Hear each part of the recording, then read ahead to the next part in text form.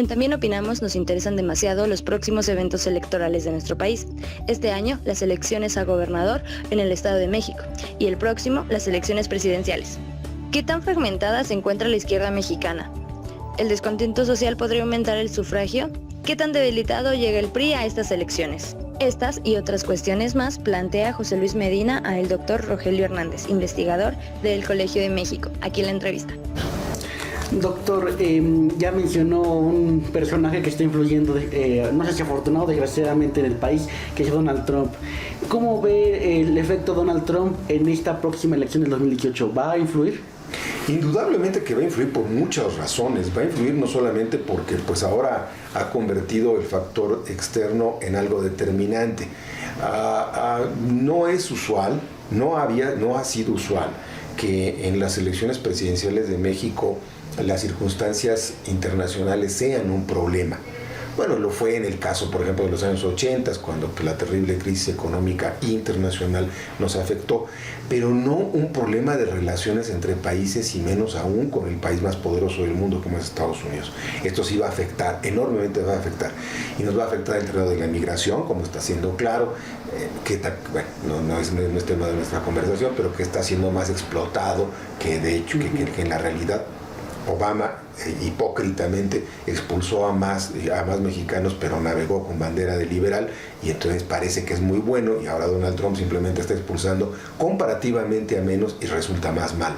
Este es un asunto más de manejo, pero bueno, no es nuestro tema de conversación, pero está ahí, los indocumentados están ahí, el problema migratorio está ahí, está la amenaza del muro, está la amenaza de la economía nacional, de cómo se va a manejar. Un fantasma. Sí, es mi fantasma. Tenemos problemas en ese terreno económico que vuelve enormemente incierto el manejo de las cosas. Sí es un asunto. ¿Cómo se va a resolver el TLC cuando se renueve? Para hablar de cuánto tiempo nos va a llevar. Bueno, por más que Trump esté diciendo que lo va a hacer rápido, es evidente que no. Una negociación de esa naturaleza se va a llevar al menos 2 años, 3 años, casi toda la administración de Trump. Entonces no es tan fácil como nos va a afectar en ese terreno. Pero esto es, digamos, que yo diría lo material. Pero hay otros efectos que están implícitos en la elección de Trump que efectivamente nos van a afectar y mucho. ¿Cuáles? ¿A quién convenció Trump de las cosas? Tampoco es el tema de nuestra conversación, pero lo grave no es Trump, lo grave es el 50 y tantos % de votantes norteamericanos que votaron por él, que le creen y que están sustentando las acciones de Trump. Y eso nos habla de un tremendo conservadurismo que está mezclado evidentemente con un fuerte racismo, que está también implicándonos una regresión en la economía mundial, que es hacia el proteccionismo de parte de la principal potencia del mundo, que había sido pues la más abierta y la que promovía el libre comercio y la apertura absoluta. Y esto lo que nos está diciendo es que está ganando fuerza, está ganando una enorme fuerza un sector muy conservador en el mundo. Trump no es el único caso. Antes de él fue el Brexit en la Gran Bretaña.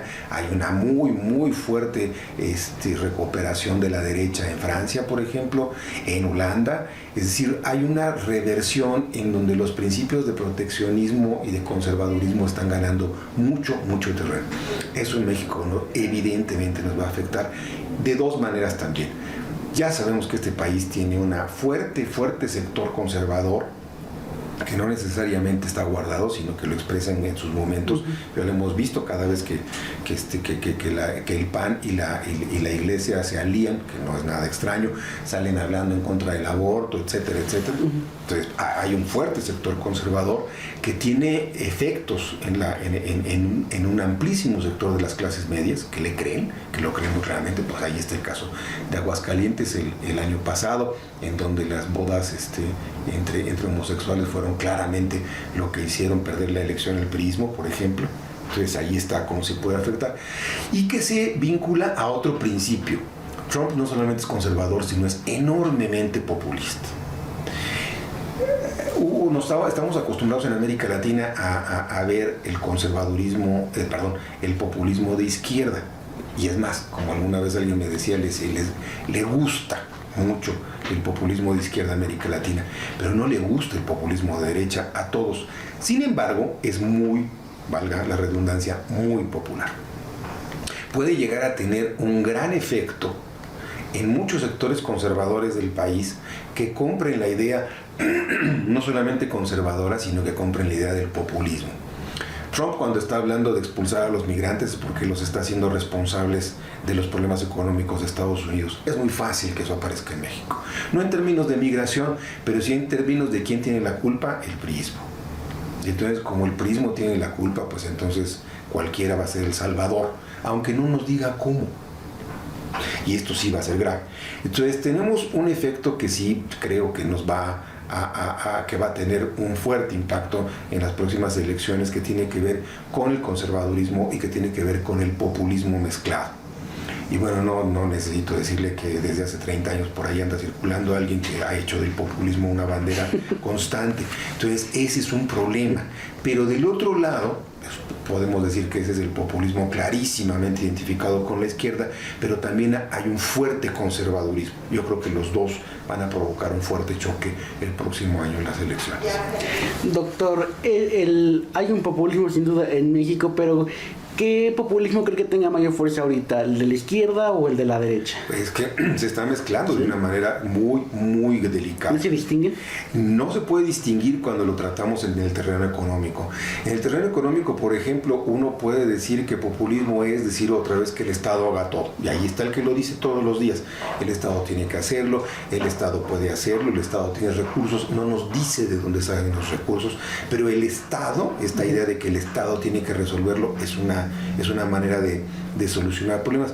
Y es una manera en la cual, imagínese usted lo que significa para alguien que no tiene empleo, para alguien que, con la gasolina, que tiene que pagar más gasolina y que tiene que hacerla el Estado. Bueno, si lo tiene que hacer el Estado y el candidato dice que lo va a hacer, pues va a ganar votos, así no le explique cómo, porque ese elector no está pidiendo que le explique nada. Le está pidiendo que le ofrezcan cosas. El populismo de derecha es un populismo semejante, en lo que nos dice es exactamente lo contrario. El Estado no tiene que gastar absolutamente nada. Por ejemplo, con el caso de la gasolina. El gobierno mexicano dice que que está liberalizando los precios de la gasolina porque tienen que dejarse a libre mercado. Este es el argumento del gobierno federal. Del lado de la izquierda lo que dice es que no es cierto, que están cobrando demasiados impuestos y que no se está produciendo lo mismo, que hay que poner no sé cuántas refinerías para explotar el tremendo petróleo que tenemos. Ahí tiene una prueba muy clara de una mentira que se puede desarrollar. Pero del lado de la derecha, claramente Acción Nacional lo que dice es que el gobierno, la gasolina está muy cara porque el gobierno cobra muchos impuestos con la gasolina. Es cierto. La propuesta hipotética de Acción Nacional es que se reduzca el impuesto a la gasolina. Lo que no nos ha dicho es entonces el gobierno federal de dónde va a sacar ese impuesto. El gobierno federal, a lo mejor me pongo un poco académico, perdónenme, pero el gobierno no produce nada. El gobierno, por lo tanto, el ingreso que recibe es el de los contribuyentes. No produce absolutamente nada. Y como no produce nada, la pregunta es de dónde va a sacar dinero. No es el gobierno mexicano solamente, son cualquier gobierno en el mundo. ¿De dónde saca recursos? Si le quitamos impuestos al gobierno de un lado, lo tiene que sacar de otro lado. Y esto es lo que los opositores a este gobierno no nos están diciendo. Claro, cuando gane el otro, el que ahora está en el gobierno va a decir lo mismo. Es decir, podemos criticar al gobierno en lo que hace, pero no es fácil ofrecer una opción que realmente mejore las cosas. Entonces, por eso le digo que el populismo se entrecruza. Acción Nacional dice que reduzcan el impuesto, pero no nos dice cómo se va a pagar. Del otro lado, lo que nos dice es que el Estado se encargue de las cosas, pero tampoco nos dice dónde va a sacar el dinero. A donde lo quiero llevar es a que cualquiera de las dos propuestas, si así le podemos llamar, simplemente implican un problema económico severo, que si se suma al que ya tenemos, pues la expectativa, perdónenme por ser pesimista, pero no es absolutamente nada buena. Hola, bienvenidos a También Opinamos. Y el populismo no es cualquier persona que sea crítica. En este país no hacemos las cosas para que pasen. Es educación, es leyes, es política y estos movimientos, estas marchas no están a favor de eso.